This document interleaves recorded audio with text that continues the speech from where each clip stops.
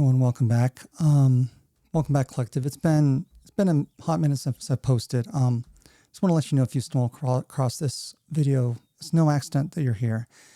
I know this is a very important video that I'm putting out today because God came to me and is really indicating that I need to make this a regular pattern in my life to be putting out these videos, be spending time alone with Him, and using my discernment here. To help elevate and heal this world right now, because I know we could all really use it. I think a lot of us are just really disillusioned. So for the past couple of weeks, I've been pretty deliberately contemplative through my real spiritual awakening. Like I said, I think in another video or two or three, I thought I'd already gone through my spiritual awakening like a couple of years ago, but as it turns out, like I'm hitting another layer of that. And there are aspects of liberation and elevation here that I have yet to tap into. So I guess I've got some notes here, so I'm sorry I'll be doing a little bit of reading, but I just want to make sure I go over everything. So I question what society has done to get to where we are today, right? What do we have to do to get to bring us to where we are at the present moment, let alone what was required of me personally to bring me not only to this present moment, but how I weathered through it, over the years. And also my respective perspectives, views, and message that I have to share with you here today. But more importantly, through my actions and framing, how can that literally shape the world that we live in today, right? Because we're all not using our voice. On one hand, we have all of the freedom, but likewise, we hold all of the responsibility. And I think that scares us. And when we engage with self-healing and darkness and transmutation, especially as thought leaders, people that have walked through the darkness and feel like where we're at right now is essentially starting over, it can be very disillusioning, right? So that's enough for most humans to just take a hard pass and walk away. But most people will give up before they even get this far. So you need to understand that consistency and persistence is key, and nothing worthwhile in life comes easy, right? So it's important to build the structure and continue moving on. And I talk about that a little bit more as I will continue reading with this.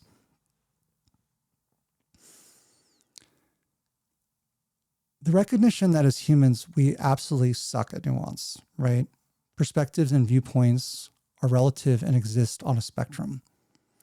Likewise, the same thing's true with human suffering.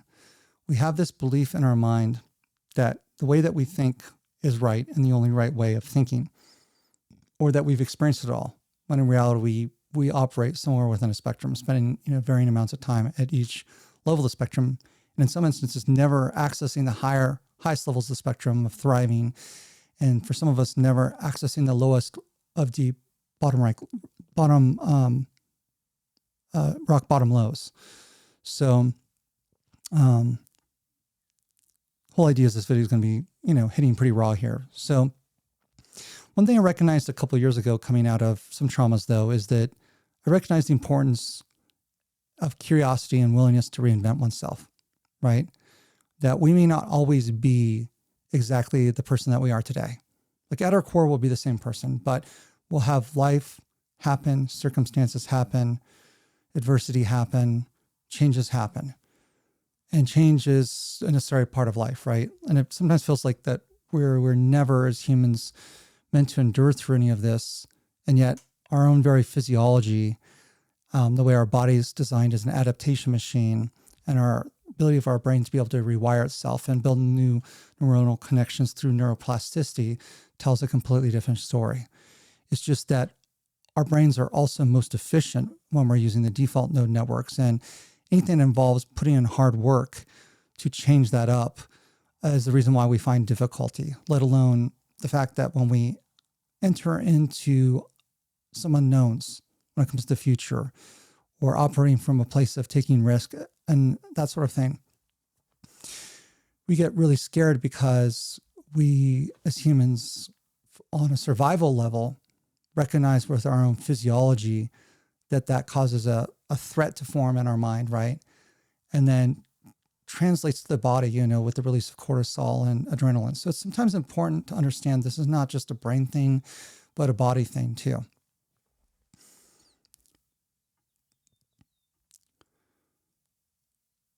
So when we reinvent ourselves, and ultimately in the process, as we go throughout life and attempt to create meaning, liberation that arises from our relationship with the higher power, spirit, source, God, and cosmos.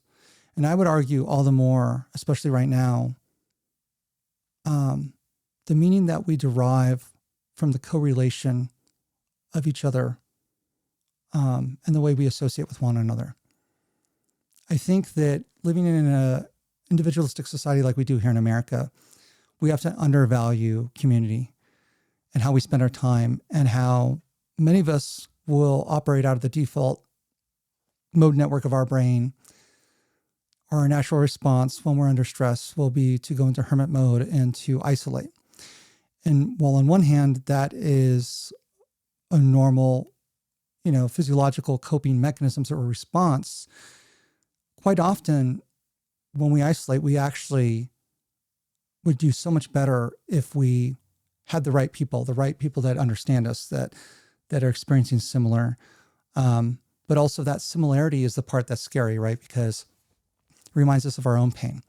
So we have to be willing to be open, suppress all thoughts, and engage in a discourse like this if we're ever hoping to find the deep sorts of connections that are going to help not only teach us how to reconnect with one another and reconnect as a world, but also even to reconnect within ourselves. So liberation that arises from our relationship with a higher power source, God, cosmos, ourselves, and one another. The recognition that we have had one too many close calls in our life, that somehow we're still standing at this very moment when others may have never survived, right? It's not to say that I'm tougher than you or you're tougher than me, but it's to recognize that we shouldn't judge one another because unless you've walked it, you don't know, right? And sometimes it's easier outwardly to judge other people and their actions as well, because some of us are able to cope and handle with stress better. Some of us have better support structures than other people. Some people are better at deriving their own meaning of going through painful experiences, right?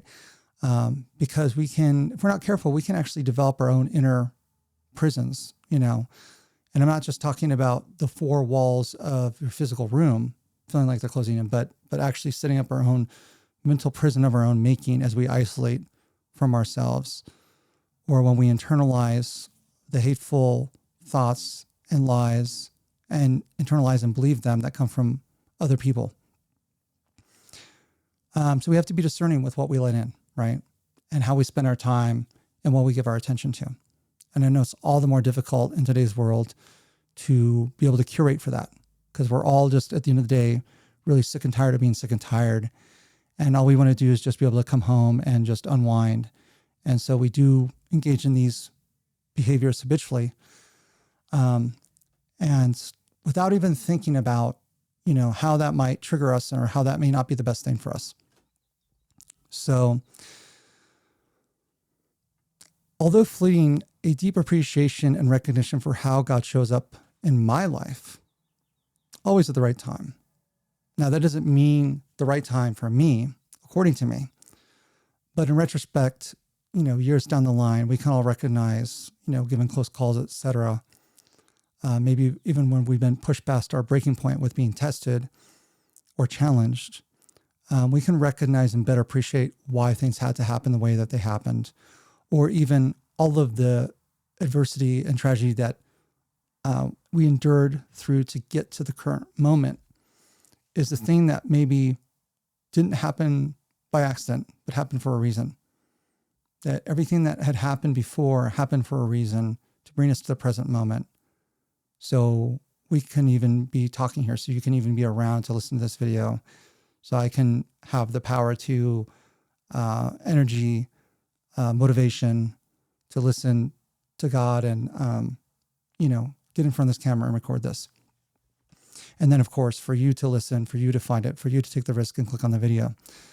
So I would just say that the trials we endure, no matter how senseless they may seem, just like all of human suffering, or believing the lies, the thoughts, the ideas, or truly believing that we know anything about the future, when in reality, what are our brains but mere prediction machines? Which doesn't mean that we know anything. Our brain's just trying to predict what's next. And why do we do that? Again, an evolutionary advantage. There's a biological basis for our shell, our body, our brain trying to keep itself safe so we can stay here and procreate and all that jazz, right?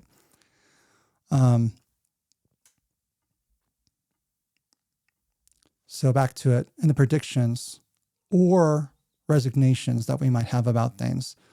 Our brain, the powers that be, social programming, primes and tells us when it comes to life.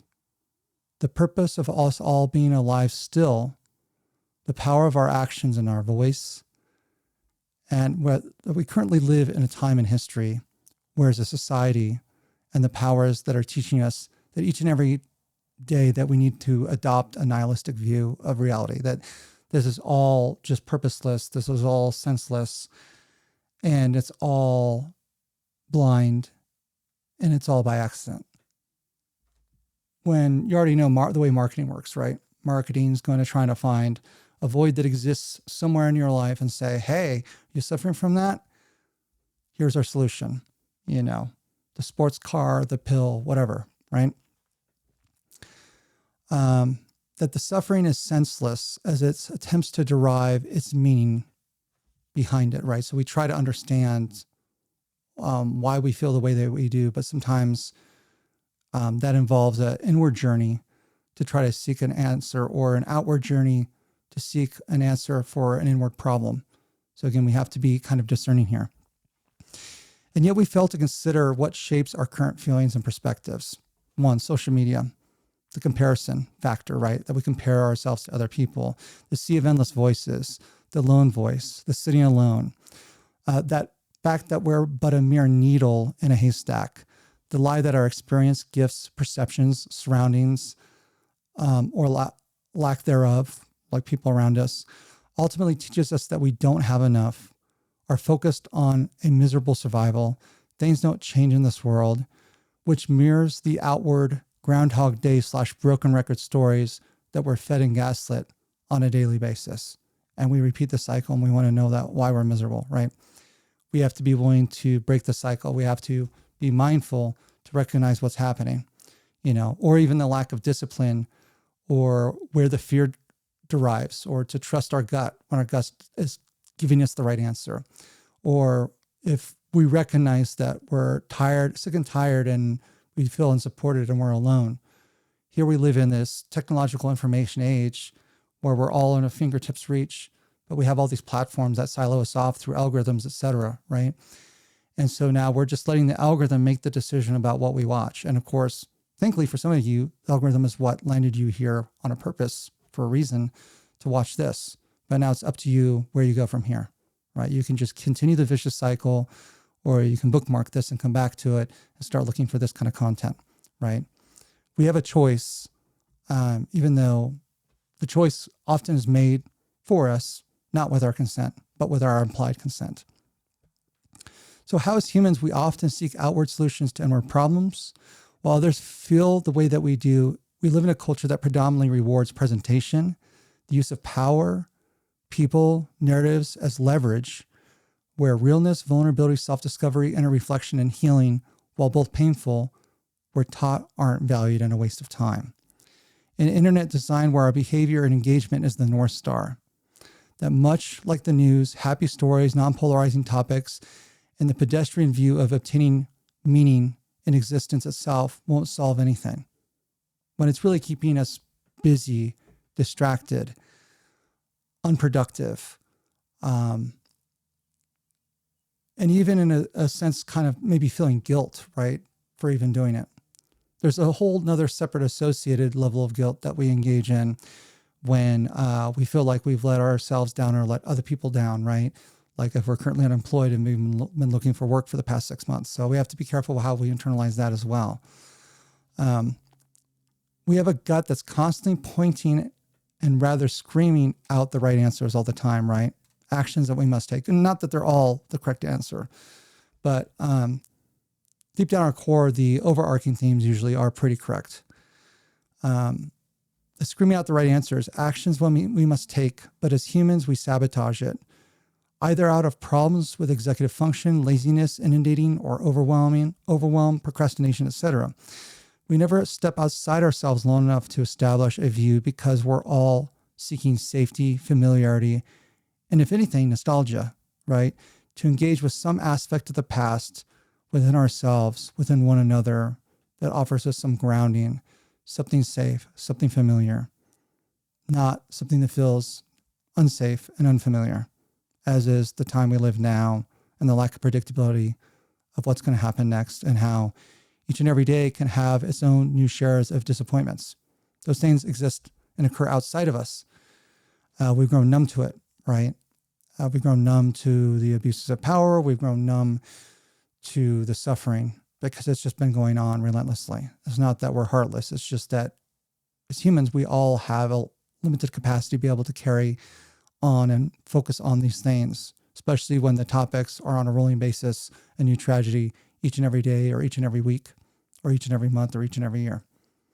Usually daily, though, when it comes to the news, unfortunately. And that, negative attention is good attention, unfortunately. And division is also good attention. So we have to be careful. And with that nostalgia, to engage with some aspect of our past within ourselves or one another, a time that existed before now, whereby we weren't as stressed out as we are today, where we could find simple pleasures in everyday interactions, where we look towards the future and society, the species and ourselves with a genuine sense of hopefulness and not one with dread that is ever present, sitting front and center when we wake up each and every morning.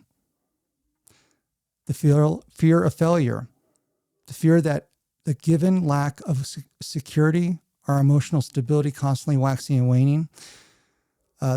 This is not something that we've necessarily engineered, right? We have our own problems, but what's being fed to us to absorb from outward sources, this is on a constant basis, right? Emotional stability constantly waxing and waning. We're not sure how we're going to cope if we're hit with one more thing. So in the attempts to seek safety, we rely on the familiar thing, never recognizing that we're assuring the same identical outcome without ever being willing to try something new, engage with something comfortable, slow down, listen, recognize that we are our own inherent, that we determine our own inherent worth as humans. And it's not purely derived by how much value we generate, right? Or that we must remain constantly busy and distracted. And if we aren't productive, and if we're not distracted, that's an immediate excuse that we're doing something wrong and that we need to feel guilty. We need to feel shameful. To generate a base level of purpose and meaning in the way we derive it currently in this life. The reality is when we focus on seeking outward answers, again, to inward problems, we put off doing the hard thing out of fear of failure, possessing all of the freedoms and likewise all the responsibilities, how everything feels difficult and heavy. And we have made loneliness our best friend. That repeating the same thing over and over and again, expecting a different result, is the definition of insanity. So how do we liberate ourselves? So here are some strategies. Number one, we stop overthinking. We act in the moment. Don't put it off. Don't procrastinate. Don't think about doing it. Just do it. And it doesn't mean you have to do all of it. Do some of it. Just do it. We build structure. We find time for things that we need to do, and we do them, focusing only on the present moment, not the past, not the future, in the present moment where we're safe, where we don't have to worry about anything other than what's in front of us. And right now we recognize we're safe in this present moment. Stop engaging with things that are outside of our control in the world and recognize we're only responsible for our actions and we put out there and what we put out there in this world, that we're not responsible for the actions of others. We get to choose how we spend our time here and what we do. That when we disconnect, focus on productivity, act without delay, feel productive. And when I say disconnect, I mean disconnect from the internet, disconnect from seeking outward sources for validation. Just go live your life in your own microcosm. Through that, we will find peace. But likewise, we must be careful and must remain open to an idea that in life, we're never guaranteed outcomes nor control, nor are we guaranteed a tomorrow, right? We should all be living for today. Now, that shouldn't be an excuse to just climb over one another and steal from one another and act in sociopathic ways. But in other words, we procrastinate and we always say there's a tomorrow when none of us truly know what's going to happen. Some of us end up developing chronic illnesses and dying. Some of us don't take advantage of a moment with a loved one and find out tomorrow that they passed away, that sort of thing. I know it's really hard because we're so inundated in just constantly today's world, but we need to remind ourselves that we used to live in this world all the same, maybe not quite as inundated as it is now, and understood that this is life. When we place these expectations, maybe unrealistic expectations, especially with where we find ourselves now and disappointment and believe in the helplessness and the lies and things like that, and that we need to fear one another and that we shouldn't be talking to one another, we can't trust one another, isolates, divides, causes the people that hold the power, the voice, to unwittingly give everything up, including our future, to auction it off to the highest bidder, and to intimidate us into compliance. So just some thoughts, not to get too political though. So I think the sooner that we accept life is always the way it's always been. And again, the only difference from the past to now is our perceptions of this world, our relation to it, ourselves, and our perceived meaning and purpose of why we're here. And then, of course, what's going on in the world, right? But that's something that we don't always have control over. But we may have more control over it than we realize, but we unwittingly hand it away, right? We don't engage. We take a position of inaction. We expect someone else to come save us when we collectively need to save ourselves, not just save our own skin, right? But to recognize that all human life has value. Even our own lives have human value. That is largely dependent on how we choose to show up. Do we share our voice? For some of us, is that screaming to call out to others, for connection, to seek connection and safety by finding our safe tribe of people? Is it likewise found in sharing the value of our human experience, storytelling, learning, or innate gifts? Or do we regulate ourselves to paralysis of analysis or analysis of paralysis of inaction as the very means of us coping, which we recognize neither serves us, prevents us from enjoying escape, vocation. Maybe for some of us, we don't even engage with the same pleasures anymore or offer ourselves the excuse to get lost in a movie or play a video game or read a book, go for a walk, that sort of thing, We see it all kind of nihilistic and meaninglessly because we place qualifiers before we can do that thing, right? Because we have worry about the past, regrets of the past, or worries of the future, when really the only true time in history that exists, or not time in history, but the only real time that exists is now, right now. And that's where all the power lies. And then we're focused on times that existed or times that don't exist, that have not existed yet, that we, through our use of our imagination, learning, and our brain prediction machines try to figure out how we stay out of harm's way, constantly worry about. Plus, God's source spirit, Jesus, lives in the present moment. We live in the present moment. And when we're having conversations with one another and people on their phones, they're somewhere else. They're not present. Or when people are worried about things of the future or regrets of the past, when they're trying to converse with you, when you're trying to converse with them, are they paying attention? No. So we need to let go. And it's hard. It's important that we, be cognizant of these things and try to do our part to make differences, make changes, to recognize really our true power here. But there are a lot of people hurt in this world right now, and we're all taught that there's no help, and we need to fear one another. And as millions of people were laid off from the government last year, or a bunch more laid off this year from these corporations are making, record-breaking profits. I'm not trying to get political. I'm just telling you the world we live in this video. Totally true. So it's all about seeking refuge and safety, and where do we find that? And the answer is really together through community, and here we've got all this technology to make it happen. But like I said, the way that it's designed through algorithms, and then how we're spending our time, and we just don't know where to look, right? We don't know what we don't know in terms of ignorance. Not that that's our fault. So let's see, where was I? Let's go back to this. The reality is we focus on seeking outward answers again to inward problems. We put off doing the hard things out of fear of failure, possessing all the freedoms and likewise all the responsibilities. How everything feels difficult and heavy, and we've made loneliness our best friend. And for some of us, our own brains, with our own internalization and making sense of the world, and thinking, with all the craziness that's happening in the world, that there must be something wrong with us, when it's not. Maybe we're actually intelligent. Maybe we're empathetic, right? Maybe that it's just overwhelming to feel that. And that the way that we feel, although we feel alienated from one another, and there's a part of the human condition that tells us that no one else understands what we've been through.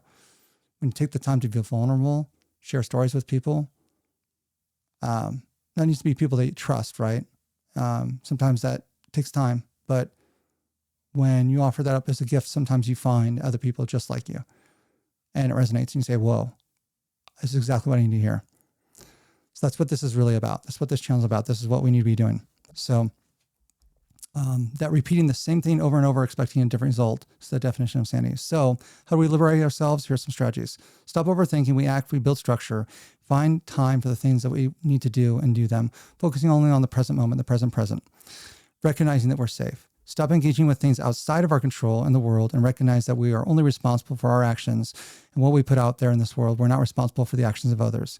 We get to choose how we spend our time and what we do. Mind you, that time's limited. When we disconnect, focus on productivity. So get offline, go face to face, read a book, what seems like boredom at home can be peace, actually. It's way less information overload. Way less brainwashing. We got to choose what we have in front of us, rather than unwittingly allowing to flow right inside us on a subconscious level. We find peace, but likewise, we must be careful to remain open to the idea that in life we're never guaranteed outcomes nor control. So to not get disappointed when we see when expectations don't match outcome. I think the sooner that we accept life has always been this way, and again, the only difference past and to now, I'm sorry I've repeated a couple of these, is our perceptions of this world and our relation to ourselves and our perceived meaning and purpose and why we're here. That is largely dependent on how we choose to show up. Do we share our voice? For some of that is screaming out as a call out to others for help. For community, or do we seek the safety by finding a safe tribe of people? Is it likewise found in sharing value of our human experience, storytelling, learning, and innate gifts with one another? Or do we relegate all of those to the waste bin, seen as a waste of time or analysis of paralysis, or it's nihilistic and all not worth the time? What do we have to lose? We must sometimes approach gently the harsh reality that we are our own harshest critics. Never undervalue the time that we spend alone contemplating, but operate from a place of balance and reach out to others. Recognize that our own value and our own worthiness is not determined by outward manifestation, and that we can share our gifts and serve others. And when we do so freely, openly, without the expectation of reciprocation.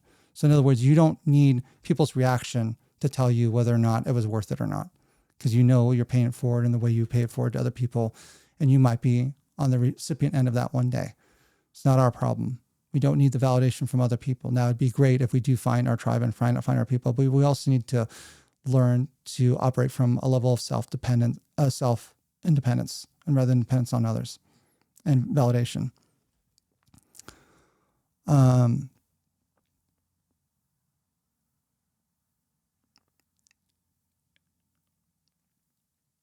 repeat this again. I think Larry said this. In truth, we must be our own best friends, but never underestimate the power of when we connect, see community and meaning with one another. Openness, don't rely on expectations of validation from others, and that we must remain consistent at all times while pursuing this. Just because we grow bored with it for a while and then we stop engaging with it and we never engage with it again, that becomes a self-fulfilling prophecy. I think that's one part that I really struggle with is I'll start working with a project or put it down. I also have, attention deficit disorder, so that's a whole nother separate matter. But with that, breaking the executive function, that's sometimes the thing that prevents me from following through and, crossing out my list and that no longer being a source of stress. So if any of this resonates with you, let me dig a bit deeper, a bit further. We're almost done. I recognize by all accounts I shouldn't be here. There's a reason why I'm here, and God's called me here before you today to remind you that you matter too. He loves you. This is an unconditional love. But to be loved, we must first experience an inward expression of love and worthiness before we can ever hope to accept the outward expression of love from others or, from ourselves. Like we have to love ourselves before we love others, or have others love us, right? Makes sense. Something I've kind of understood from a young age. So it also involves us it's simple, but we forget it. It also involves us turning off our mind, slowing down and listening to these words of truth and resonance. So if it's resonating, great. But it's best to just listen to the words and then connect it to your meaning without being distracted with something that's wrong in the back of your head. As human beings, we all experience very similar things under the belief that no one else understands us. When one of us takes the risk, opens up, speaks up, acts vulnerable, shares stories, we start to see some undeniable truth and similarities that bind us. Right now, I don't know what's going on in your life, but for me, it's been hard. Things seem to be getting harder and harder by the day. I recognize that there's a purpose for me here on this earth, having survived premature birth, cancer, amputation, now chronic illness. Likewise, I've been out of work for the past 6 months. Difficult job economy has left me feeling at times very listless and aimless.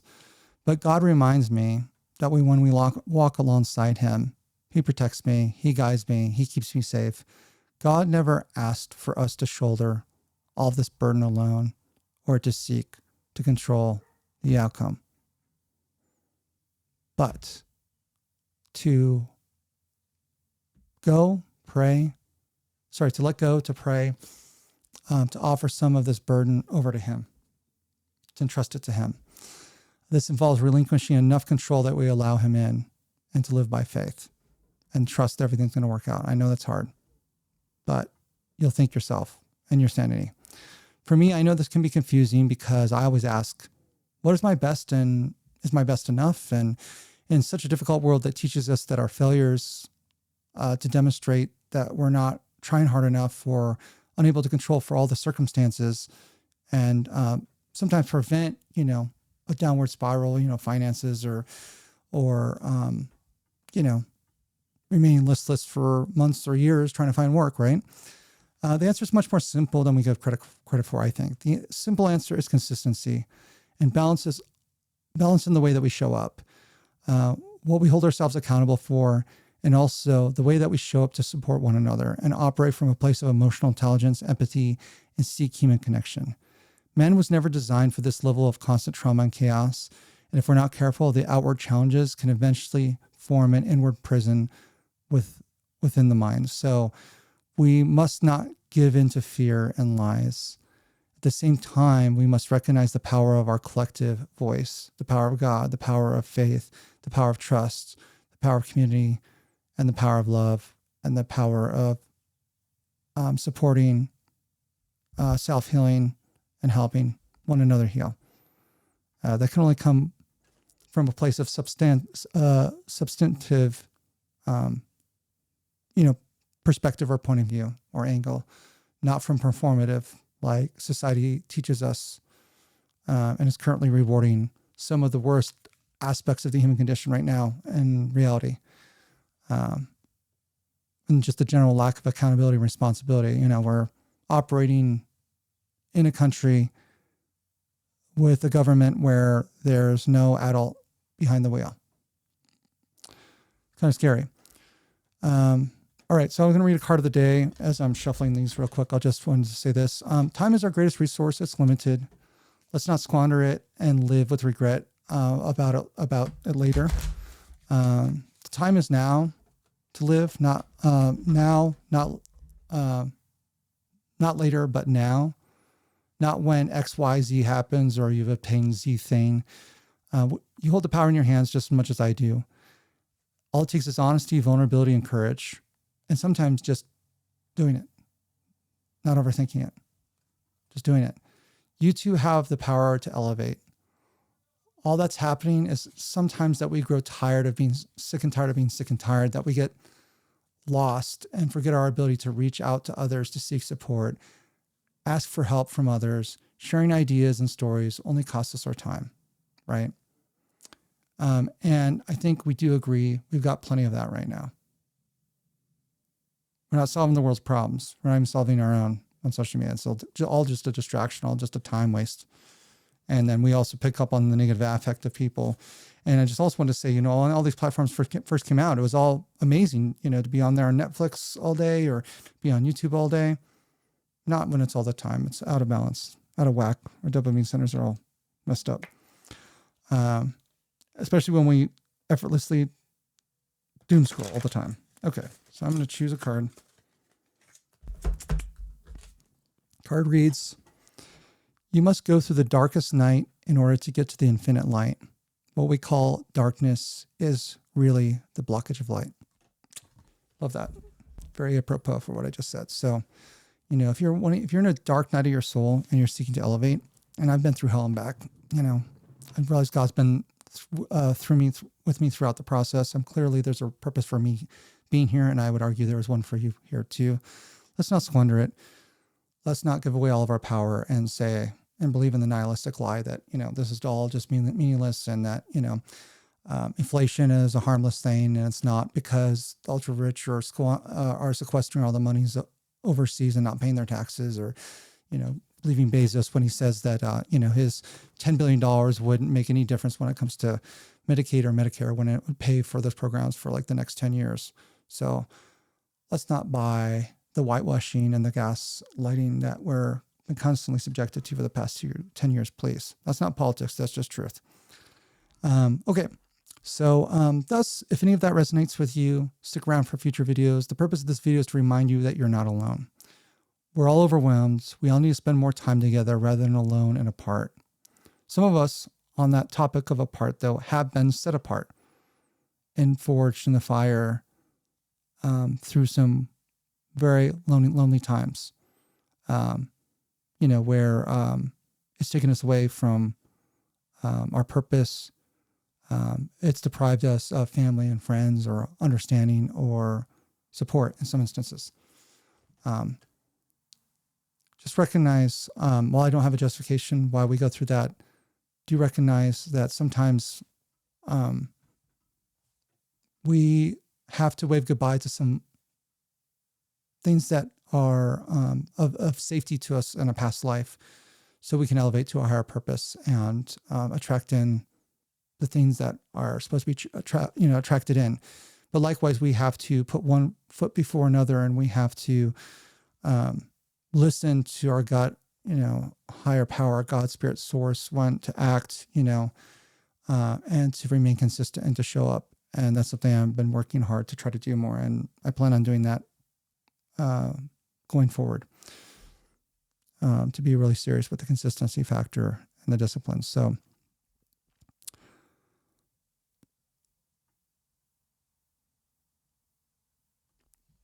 we need to recognize that while we compare ourselves, our talents, and our successes, what anyone wants, what we all want is what I'm trying to say. When they're reaching out for, looking for views or endless doom scrolling is something real. You stumble upon something real. So definitely bookmark, stick around. It's purely by luck the algorithm brought you here, right? But that's what I'm trying to say is we don't have control over it. We don't even know what to look for. So let's give it a name. Let's give it a purpose. As I referred to this before, the way that we feel, I call this the undercurrent. So that's what I'm coining it as. So I'll probably hashtag that in the video, but that's what let's call this phenomenon of what we're experiencing right now, the undercurrent.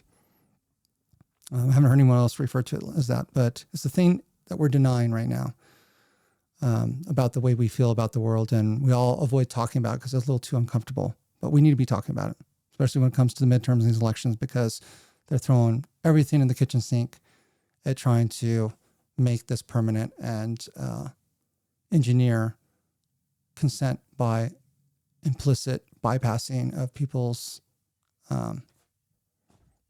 votes, actual measure of the vote. So, but yeah, if you're wanting something that's real, something of substance, something that's not feigned, something that's not contrived, something that's not presentation, that's raw. So as you see, as long as we show up as ourselves, willingness to inspire, support, use and share the stories, use and share your stories and your gifts with one another, rather than aimlessly consuming, create, rather than consume. Consume is darkness, energy, right? Creating as light energy. One's low vibrational, the other one's high vibrational. And it's all about balance. Rather than aimlessly wandering alone and without God and one another, then we will not tire, we will not thirst, we will not starve, we will not perish. In part because we're not alone, right? Because that's what the narrative is. If we're all alone, it just got us beyond some of its own sociopathy that we're being gaslit. That don't get me wrong, we're Americans. As Americans, we're a fiercely individualistic society, but it's also telling us that we've got the choice between Pepsi and Coke, and there's not a third option, which is not true. Our voice, our ideas, because what the system obviously hasn't served us, it's not working. I still think Democrats are the lesser of two evils, but really it's starting to seem like Bernie Sanders with socialism in 2016 is looking better for everyone around, all around, even including MAGA at this point, given the fracture. But our voice, our ideas, our shared meaning, belonging, and purpose is more powerful than any social programming could ever be. God asks that you help to do your part to uplift, share this message, and share the message in voice and help elevate those inundated, oppressed, and hurting right now during this difficult time in history, using my message, my story, or my gift, or your story, your gift, your message. As I've said before, nothing worthwhile in life comes easy. So just know, again, you're not alone. You're valued. You are loved. You are worthy. And you have something likewise to contribute here. Please take the time to do so. Together, we have power to liberate ourselves and one another through self-healing, introspection, reflection, slowing down, recentering, listening to one another and our guts, developing community, developing shared purpose, support, our stories, and sharing our stories and gifts with one another.